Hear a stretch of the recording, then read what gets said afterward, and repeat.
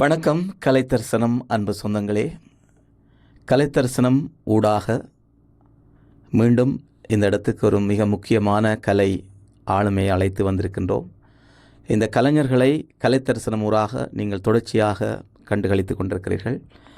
இன்று அழைத்து வந்திருக்கின்றவர் யாருமில்லை, நோர்வே நாட்டிலே ஒரு மிக பெரும் கலை ஆற்றலை, அதாவது நோர்வே தமிழ் சங்கத்தினுடைய பொறுப்பாளராக இருந்து முன்னெடுக்கின்ற ஒரு முக்கியமானவரைத்தான் அழைத்து வந்திருக்கின்றோம். கந்தசாமி சந்திரசீலன் அவர்களை நாம் அழைத்து வந்திருக்கிறோம். வணக்கம் அண்ணா. வணக்கம். வணக்கம், சொல்லுங்க. உண்மையில் உங்களை இந்த முல்லைத்தீவு மண்ணிலே சந்தித்தது மிகவும் எங்களுக்கு ஒரு சந்தோஷமாக இருக்கிறது.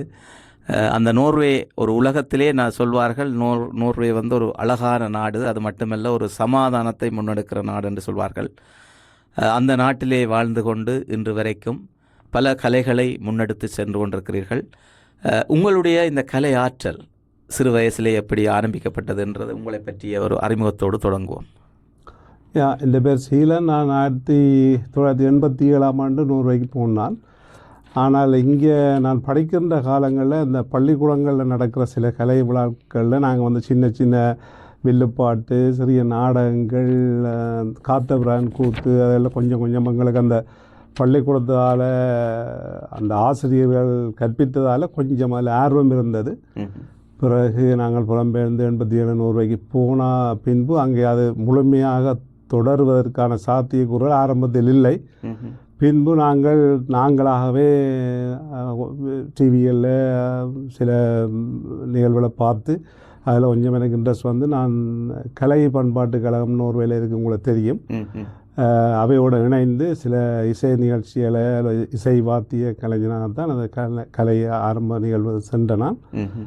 அதன் பிற்பாடு சிறிய சிறிய சந்தர்ப்பங்களாக நடிகர்கள் தேவை என்றதால் சிறிய பாத்திரங்களுக்கு போனதால் நாடகத்திலேயும் எனக்கு ஒரு தொடர்ந்து ஒரு விருப்பம் வந்ததால் இப்போ முழுசாக இசையிலேருந்து கொஞ்சம் ஒதுங்கி நாடகத்துறைக்குள் பயணித்து கொண்டு இருக்கிறேன்.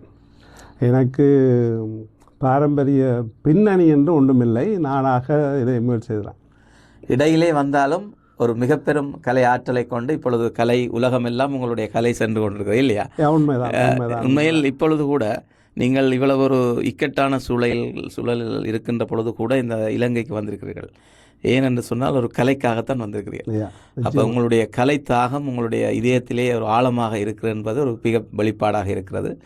இப்பொழுது நோர்வே நாட்டிலே, அதாவது உங்களுடைய அந்த தமிழ் சங்கம் ஊடாக இளைஞர்கள், அங்கே இருக்கின்ற கலைஞர்களுக்கான எவ்வகையான கலைகளை நீங்கள் முன்னெடுத்து கொண்டிருக்கிறீர்கள்? நோர்வே தமிழ்ச்சங்கம் 1947 ஆரம்பிக்கப்பட்டது முதல் தடவையாக.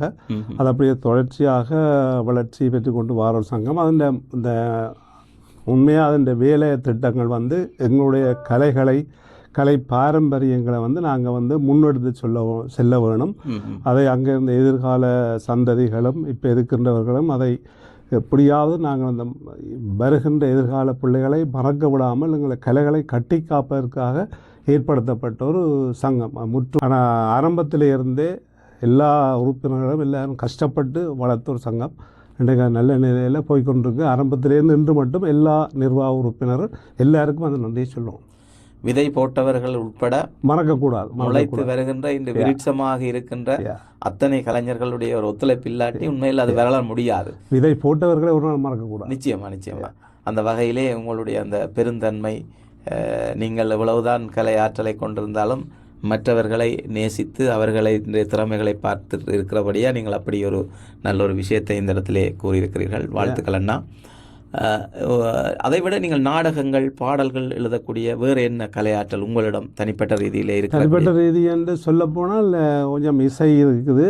அதோட பாடல்கள் அல்லது சில நாடகங்களை எழுதி கொண்டு எனக்கு விருப்பமான முறையில் எழுதி இன்றைய காலத்தில் என்ன தேவையோ அதை எழுதுறதா சில மக்களுக்கு பிடிக்கும். அப்போ அதை தேவையை அறிஞ்சு கொஞ்சம் கொஞ்சமாக நாங்கள் அதில் முன்னேறி கொண்டு வரோம். அதை விட எங்களோட நல்ல ஒரு நண்பன் தயாநிதி தம்பையா அவர்களை சந்தித்தது என்னுடைய நாடகத்தின் அடுத்த படிக்கு எனக்கு ஒரு வெற்றி அளிச்சிருக்கு. அவருடைய அட்வைஸ், அவர் என்ன செய்கிறார், அவன் பழைய நாடகங்களை நாங்கள் பார்த்துருக்கிறோம். அவன் அண்ணன் நடித்த நாடகங்கள் அதில் வச்சு இன்றைக்கு அதை எப்படி மாற்றி செய்யலும்ன்றதுக்கு அவரை பார்த்து கணக்கு கற்றுக்கொண்டிருக்கிறார். அது எங்களுக்கு ஒரு பெருமையான விஷயம், இந்த முன்னணி கலைஞரோடு சேர்ந்து பயணிப்பது. ஒரு மூத்த கலைஞராக தான் மட்டும் வளராமல் மற்றவர்களையும் அழைத்து கொண்டு செல்வது இந்த காலத்திலே ஒரு பெருமைக்குரிய விடயம். உண்மையில் இந்த காலத்திலே பார்த்தீங்கன்னு சொன்னால் நான் மட்டும் என்னுடைய குடும்பம் மட்டும் என்று சிந்திக்கின்ற இந்த காலத்தில் மற்றவர்களும் வாழ வேண்டும், மற்றவர்களும் இந்த திறமைகளை முன்னெடுக்க வேண்டும் என்று சிந்தனை உடையவர்கள் ஒரு பெருமைக்குரியவர்கள். அந்த வகையிலே நீங்கள் குறிப்பிட்ட தயாநிதி அண்ணாவுக்கும் எனக்கு நல்ல ஒரு எனக்கு கிட்டத்தட்ட ஒரு அப்பா மாதிரி. நிச்சயமாக இப்போ அந்த மனசு எல்லாருக்கும் இருக்க வேணும், எல்லாருக்கும் அது இருக்குமோ தெரியாது. ஆனால் இவர் நான் பார்த்ததுக்கு இவருக்கு தான் அது இருக்குது. அதால் நாங்கள் இந்த கிட்டத்தட்ட 30 வருஷமாக நண்பன் குணபாலன் மற்ற தயாநிதி தம்பி அவர்களோடு நாங்கள் இணைந்து பணியாற்ற எனக்கு கிடைச்ச என்னுடைய வெற்றிக்கு அவர்கள் ஒரு படியாக இருக்கிறார்கள். நிச்சயமாக ஒரு கூட்டாக சென்றால் எதையுமே சாதிக்க முடியும். நாங்கள் தனித்தனியாக சென்று எதையும் சாதிக்க முடியாது. அந்த வகையிலே உங்களுடைய அந்த கூட்டு பயணம் இன்னும் உலகத்திலே ஒரு பெரிய கலை விருட்சமாக உருவாகி அங்கே இருக்கின்ற கலைஞர்களுக்கு எல்லாருக்கும் ஒரு களம் கிடைக்கின்ற வகையிலே இந்த மாதிரி கலைப்பயணங்கள் இருக்க வேணும் என்று உங்களிடம் கேட்டுக்கொண்டு, உங்களுடைய பிள்ளைகள் எப்படி கலையிலே ஆற்றல், உங்களுடைய துணைவி எப்படி, அதை பற்றி சொல்லுங்கள். துணைவி எனக்கு நல்ல ஒரு உறுதுணையாக தான் இருக்கிறார். சில அவரும் சேர்ந்து என்னோட நாடகங்கள் நடிப்பார். பிள்ளைகளும் கலைத்துறையில் தான். நான் அவர்கள் முழுக்க தமிழ் கலைகளுக்குள் மட்டும் நிற்காது, வேறு அங்கத்துள்ள டான்ஸ் அதுகளில் கொஞ்சம் முன்னிலையில் இருக்கிறார்னு சொல்லலாம். ஏதோ ஒரு வகையில் கலைக்கு இருக்கிறோம். அதால் எங்களுக்கு அது ஒரு சந்தோஷம். நல்லது. ஒரு கலை குடும்பமாக பயணித்து கொண்டிருக்கிறீர்கள்.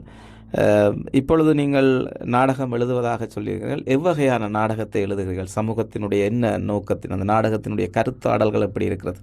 கருத்தாடல்கள்னு சொன்னீங்கன்னா முதல்ல ஒரு நகைச்சுவையோடு கொண்டு வந்து ஒரு சின்ன ஒரு கருத்தோடு அதை முடிக்கிறதான். இப்போ என்னத்தை நாங்கள் சொன்னாலும் மக்கள் சிரிக்க வேணும், சந்தோஷமாக இருக்கணும்னா ஒரு நிகழ்வுக்கு வருவாங்க. அப்போ அதையும் பூர்த்தி செய்யணும். அதே நேரம் முழுக்க அட்வைஸாக போனாலும் சில விழாவைக்கு ஒரு கேட்குறதுக்கு ஒரு விருப்பம் இல்லாத தன்மையை கொண்டு வரும். அப்போ ஒரு நகைச்சுவையோடு கொண்டு வந்து ஒரு இறுதியில் முடிக்க மட்டும் ஒரு சின்ன ஒரு மெசேஜோடு முடிக்கிறதால மக்களை விரும்புகிறார்கள். முழுக்கவே நாங்கள் ஒரு கடுமையான ஒரு செய்தியை சொல்கிறத சில மக்கள் விரும்ப மாட்டார்கள். அவை ஏற்கனவே கஷ்டங்கள் எல்லா இடத்தையும் தெரியும். அதுக்கு மேலால் அவர்கள் கொஞ்ச நேரம் சிரிக்க வேணும். அதுக்கு என்ன செய்யலாம், ஆனால் சிரித்தாலும் சின்ன ஒரு சிந்தனையும் சிரித்தால் நோய் விட்டு போகும் சொல்வார்கள். அப்போ நீங்கள் ஒரு சிரிப்புடன் கூடிய சிந்தனை நாடகங்களை செய்கிறீர்கள் இல்லையா? பொழுதுபோக்கான அரங்கம் மட்டும் இல்லாமல் மக்களை பழுதுபார்க்கும் அரங்கமாகவும் சில மாத்திரம். அதுதான் எங்களுடைய வெற்றி. நாடகம் என்பது உண்மையில் நீங்கள் குறிப்பிட்டதை போன்று ஒரு சமூகத்தினுடைய ஒரு விருத்திக்கான பல விஷயங்களை செய்யக்கூடியது. அந்த நாடகம் இப்பொழுது கன இடங்களிலே அது அற்றுப்போய் கொண்டிருக்கிறது. நாடகத்தை செய்வதை குறைத்திருக்கிறார்கள் நான் பார்க்கின்ற வகையிலே. நீங்கள் அந்த நாடகத்தை எடுத்து முன்னெடுத்து செல்வது உண்மையில் பாராட்டுக்குரிய விடயம். அந்த நாடகத்தை நீங்கள் செய்கின்ற பொழுது சமூகத்திலே ஒரு அபிவிருத்தி நடக்க வேணுமாக இருந்தால், அந்த அபிவிருத்தி ஒரு முன்னோக்கி செல்ல வேணுமாக இருந்தால் அந்த சமூகத்துக்கு நாங்கள் நாடகத்தினூடாக பல்வேறு கருத்துக்களை சொல்ல வேண்டும். அப்பொழுதுதான் அந்த சமூகத்திலே ஒரு அபிவிருத்தி, பல மாற்றங்களை கொண்டு வர முடியும். இந்த வன்னியில் கூட போர்ச்சூழல்கள் இருந்த காலத்திலே மக்கள் எல்லாம் சரியான தெளிவாகவும் ஒரு நல்ல ஒழுக்கமாகவும் கட்டுக்கோப்பாகவும் இந்த மண்ணிலே இருந்தார்கள். அவர்களுக்கு மிக மிக முக்கியமான ஒரு தெளிவாக இருந்தது நாடகங்கள். அந்த காலத்திலே நிறைய நாடகங்கள் இங்கே ஒரு மாதத்திலே 10-15 நாடகங்கள் அங்கே போட்டு கொண்டிருப்பினோம். அப்போ அந்த செய்தி மக்களுக்கு ஒரு தெளிவை கொண்டு வந்தது. இப்பொழுது இந்த நாடகம் என்பது உலக அரங்கத்திலும் சரி இங்கேயும் சரி நாடகமா அது என்னத்துக்கு என்ற ஒரு கேள்வி வந்து விட்டது. அப்போ அதுக்கு ஒரு முற்றுப்புள்ளி வைக்கின்ற வகையிலே உங்களுடைய அந்த சேவைகள் நாடகத்துக்கு உலக அரங்கத்திலே அதை முன்னோக்கி செல்ல வேண்டும் என்றது என்னுடைய ஒரு தாழ்மையான வேண்டுகோளாக இருக்கு. நிச்சயமாக நாடகம் அழிய விடவும் மாட்டோம். எங்களை போன்றவர்கள் எங்களுடைய அடுத்த தலைமுறையும் அதை தொடர்ந்து செய்வதற்கான சில கட்டமைப்புகளை நாங்கள் செய்ய வேண்டும். ஆனால் அது இப்போ குறைவாக இருக்குது. ஆனால் இந்த மண்ணில் இது ஒரு வீரம் சிறந்த முள்ள மண்ணில் வச்சே நாங்கள் சொல்கிறோம், எங்களோட கலைகளை அழியாமல் பாதுகாப்பதற்கு நாங்கள் எப்பவும் உங்களுக்கு உறுதுணையாக இருப்போம். வாழ்த்துக்கள் அண்ணா, வாழ்த்துக்கள். இந்த மண் குருதிகளாலும் இரத்தங்களாலும் சதைகளாலும் நிரம்பிய ஒரு மண். இந்த மண்ணை கிண்ட கிண்ட பல வரலாறுகள் தோண்டப்பட்டு கொண்டே இருக்கும். அப்படியான ஒரு புனித பூமி என்று சொல்லலாம். இந்த மண்ணிலே நின்று நீங்கள் ஒரு இந்த நாடகத்தை பற்றி, இந்த உங்களுடைய செயல்பாடுகளை பற்றி கதைத்திருக்கிறீர்கள். அந்த வகையிலே நீங்கள் அது நிச்சயமாக ஒரு வெற்றி பெறுவீர்கள் என்ற அந்த நம்பிக்கை கூட எனக்கும் இருக்கிறது. வாழ்த்துக்கள். நல்லது. உங்களை முல்லைத்தீவு மண்ணிலே உங்களை எல்லாம் சந்திப்பேன்னு நான் எதிர்பார்க்கல. நாங்களும் எதிர்பார்க்கல. இந்த மண்ணில் வந்து உங்களோட நேர சந்திப்போன்னு உண்மை எதிர்பார்க்கல. எங்களுக்கு மிக மிக சந்தோஷம். நாங்கள் புலம்பெயர்ந்தில் தினத்தில் எவ்வளோ நேர்காணலை சந்தித்தாலும் இந்த மண்ணில் உங்களோட நாங்கள் சந்திப்பது எங்களுக்கு இங்கே சிந்திப்பதற்கு நிறைய விஷயம் இருக்கிறதால எங்களுக்கு மனதுக்கு மிக மிக சந்தோஷம். உங்களை போன்றவர்களால் தான் அந்த விடயங்களை செய்ய முடியும். இன்றெல்லாம் நாங்கள் என்னென்னத்துக்காக ஓடிக்கொண்டிருக்கிறோம். வாழ்க்கை என்பதே சிலருக்கு புரியவில்லை. நாங்கள் ஏன் பிறந்தோம், என்னத்துக்காக இந்த மானுட வாழ்க்கை எடுத்தோம் என்று தெரியாமலே நாங்கள் ஓடுகிறோம். ஆனால் உங்களை போன்ற கலைஞர்களால் தான் பகுத்தாய்ந்து பார்க்க முடியும். ஒரு கலைஞனுக்குத்தான் சொல்கிறார்கள், உலகத்திலே 6வது அறிவை தாண்டியும் சிந்திக்கக்கூடிய ஆற்றல் இருக்குது.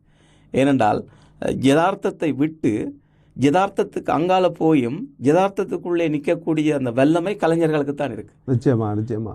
இப்போ கலைஞர்கள் அதை தாண்டி போவார்கள், நீண்ட தூரம் பயணிப்பார்கள். ஆனால் யதார்த்தத்துக்கு நின்று கொண்டு தான் அந்த பயணத்தை செய்வார்கள். கற்பனைகள் பறக்கின்றவர்கள் தானே. நிச்சயமாக விடயங்களை உள்ளே கொண்டு வந்து எப்படி மக்களுக்கு அதை ஒரு சின்ன மெசேஜாக கொடுப்போன்னு நாங்கள் சிந்திக்கிற நேரம் குறைவு.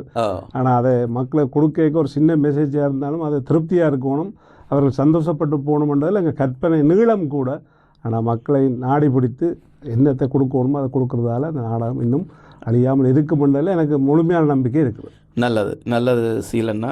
இன்னும் உங்களுடைய கலைப்பயணங்கள் சிறப்பாக அமைய எல்லாம் வல்ல இறைவன், இந்த இயற்கை தாய், பிரபஞ்சம் எல்லா அருளும் உங்களுக்கு கிடைத்து நல்ல வடிவாக உங்களுடைய கலைப்பயணங்களை மேற்கொள்ள வேண்டும் என்றும் உங்களிடம் நான் இந்த வேளையிலே வாழ்த்து கூறிக்கொண்டு, வேறு ஏதாவது இந்த மக்களுக்கு நீங்கள் சொல்ல விரும்பினால் அதை சொல்லி எங்களுடைய நிறைவுக்கு போகலாம்னு நினைக்கிறேன். இந்த மக்களுக்கு நாங்கள் சொல்கிற அந்த நீங்களும் நாங்களும் தொப்புள்கொடி உறவு, அந்த உறவு என்றுமே நிலைத்திருக்க வேண்டும். இந்த மக்களையும் என்றுமே நாங்கள் மறக்க மாட்டோம்.